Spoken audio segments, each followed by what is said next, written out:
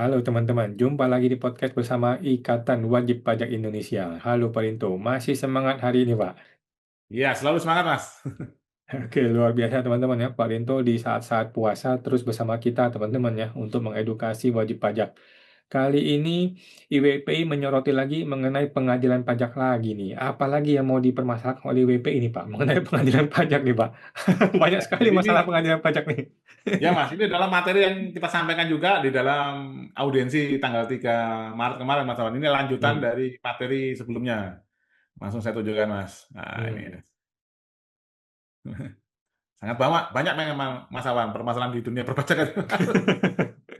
Karena yang terjadi seperti ini, Mas Awan. Masalah di bawah ini tidak mau pernah diberesin di bawah, Mas. Langsung dilempar-lempar ke atas terus, Mas. Hmm, Jadi hmm, dilempar dari fiskus, dilempar ke lembaga namanya keberatan, dilempar ke babak banding, akhirnya banding dan gugatan masuk ke lembaga pengadilan pajak dilempar lagi ke Mahkamah Agung. Akhirnya hakim-hakim agungnya stres, Mas. Karena terlalu banyak Oke. masalah yang menumpuk di sana, Mas Awan. Ini, Mas. Hmm. Penataan kelembagaan pengadilan pajak, Mas, ya, mengawal transisi sistem satu atap. Nah, ini, Mas. Usulan penegasan aspek administratif organisasi keuangan di bawah Mahkamah Agung. Hmm. Ini, Mas. Tujuan dan semangat reformasi, semangat perbaikan kelembagaan dan peningkatan kualitas peradilan pajak. Nah, ini. Hmm. Nah, memastikan keseimbangan kepentingan antara wajib pajak Hmm. dengan otoritas pajak. Nah, ini, Mas, otoritas pajak ini bisa DJP, DJPJ, dan Pemda. Pengadilan sebagai tempat memberikan layanan keadilan yang optimal, bukan sekedar mencari siapa yang benar atau salah. Nah, 3 titik krusial masa peralihan. Ya, ini, Mas. Masa peralihan harus diatur secara tegas untuk menjaga marwah pengadilan pajak. Terdapat 3 pilar utama yang harus diselaraskan, yaitu administratif.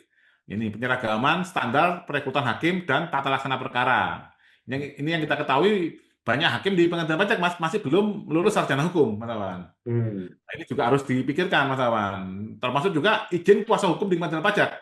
Itu juga mensyaratkan tidak harus sarjana hukum. Nah, ini nanti akan bermasalah saat ini di bawah Mahkamah Agung, nanti hukum acara ini harus tertib itu, Mas Awan. Kalau yang Hmm. bersidang ini sarjana akuntansi dan kuasa hukumnya sarjana akuntansi, ini rata-rata hanya cenderung ke materi. Yang kedua adalah organisasi.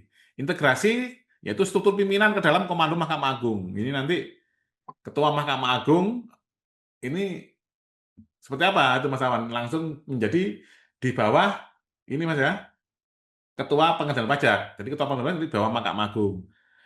Dan ini, Mas, nanti akan bermasalah karena di Undang-Undang Pengadilan Pajak ini masih mengatakan di bawah Departemen Keuangan. Nah, ini audiensi kemarin dengan salah satu hakim agung itu mengatakan memang perlu dilakukan perubahan Undang-Undang Pengadilan Pajak. Itu, Mas Awan. Jadi sebaiknya, Mas, kalau menurut saya Undang-Undang Pengadilan Pajak ini dibuat ulang, Mas, karena yang ada sekarang ini sebenarnya cacat, ini, Mas, ya, cacat formil karena tim IWPI pernah menemukan Undang-Undang Pengadilan Pajak sekarang ini, Mas, itu keluar bulan April tahun 2002.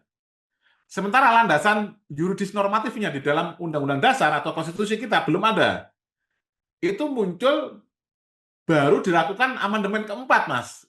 Undang-Undang Dasar atau amandemen, ini, Mas, ya, itu bulan Agustus tahun 2002.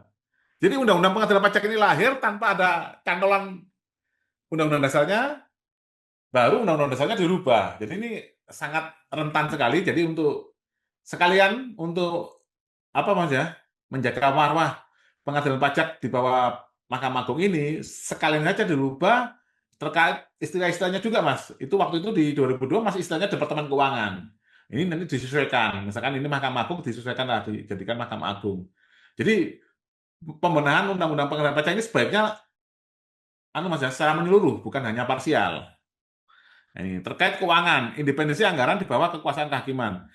Nah, sekarang ini keuangannya, Mas, itu masih di bawah Kementerian Keuangan. Ini kalau sudah satu atap, anggarannya harus dialihkan ke Mahkamah Agung. Nah, mungkin nanti ini akan jadi masalah, Mas Awan. Mungkin nanti kalau di bawah Mahkamah Agung, standar gajinya beda sama standar gaji di Kementerian Keuangan, Mas. Ya itu nanti, nah, itu memang tidak masalah, Mas. Kalau memang hakim-hakim di pengadilan pajak merasa gajinya di Mahkamah Agung kecil, ya sebaiknya resign aja, Mas. Dulu, Mas, resign aja, karena nanti toh perkara-perkara gugatan, lembaga gugatan nanti akan bisa ditangani oleh hakim-hakim yang biasa menangani perkara di PN ataupun di PT UN. Nah, ini standarisasi kompetensi hakim baru, Mas. Faktanya, terdapat majelis hakim yang seluruh anggotanya berlatar belakang akuntansi tanpa adanya pemahaman hukum yang memadai. Usulan calon hakim pengadilan pajak wajib berlatar belakang pendidikan sarjana hukum. Tujuannya sebagai dasar kompetensi hukum dan fungsi menegakkan keadilan, bukan sekedar menghitung nominal pajak. Nah, ini. Terus peningkatan kapasitas hakim yang menjabat. Hakim yang telah diangkat namun belum berlatar belakang hukum harus mendapatkan penanganan khusus. Usulannya yaitu mewajibkan dan mendorong hakim tersebut untuk menempuh pendidikan sarjana hukum dengan tujuan mencegah pengabaian aspek hukum formil dalam memutus sengketa material. Syarat kompetensi kuasa hukum. Profesi kuasa hukum pajak juga memerlukan standarisasi ganda yang ketat. Syarat pertama, latar belakang sarjana hukum, dasar kompetensi hukum dan pembelaan. Syarat kedua, memiliki sertifikat brevet dasar kompetensi teknis perpajakan. Jadi harus ada dua ini memang, Mas Awan. Tata kelola organisasi dan pemilihan pimpinan. Saat ini, ketua dan wakil ketua pengadilan pajak dipilih melalui mekanisme internal pengadilan. Kondisi ideal, sistem satu atap, mekanisme harus diseragamkan dengan pengadilan negeri ataupun pengadilan tinggi usaha negara, pengadilan tata usaha negara. Usulannya yaitu penunjukan pimpinan pengadilan pajak harus dilakukan langsung oleh Mahkamah Agung. Ini Mas, kemandirian dan tata kelola keuangan. Independensi peradilan sangat bergantung pada kemandirian anggarannya. Pemotongan ikatan struktural keuangan dari instansi pemungut pajak. Usulannya adalah daftar isian pelaksanaan anggaran atau DIPA pengadilan pajak harus beralih kendali sepenuhnya ke struktur Mahkamah Agung. Ini Mas.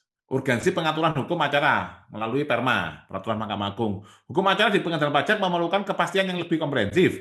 Banyak terjadi inkonsistensi putusan dan tata cara pembuktian. Usulannya adalah Mahkamah Agung perlu menerbitkan peraturan Mahkamah Agung atau Perma khusus mengenai hukum acara pengadilan pajak. Kesimpulan peradilan yang berkepastian. Integrasi ke Mahkamah Agung harus dimaknai sebagai standarisasi hukum yang paripurna, tidak hanya peralihan gedung.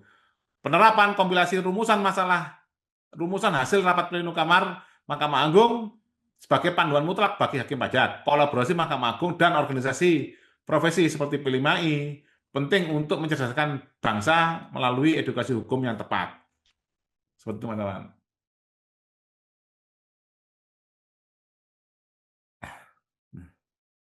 Masih, masih imut, Mas. Oke, thank you Pak Sinto informasinya ya. Jadi pengadilan pajak juga banyak perlu berbenah dan masih banyak yang masih belum diberesin, terutama dari aspek kelembagaan di internalnya pengadilan pajak ya. Ini semua akan bermuara kepada terciptanya keadilan bagi wajib pajak. Kalau di dalam internalnya pengadilan pajaknya berantakan, ya akhirnya si wajib pajaknya yang jadi korban. Ya, betul, Mas. Baik, terima kasih Pak Rinto informasinya. Kita jumpa lagi Pak di podcast berikutnya Pak. Terima kasih Pak. Oke, Mas. Sama-sama.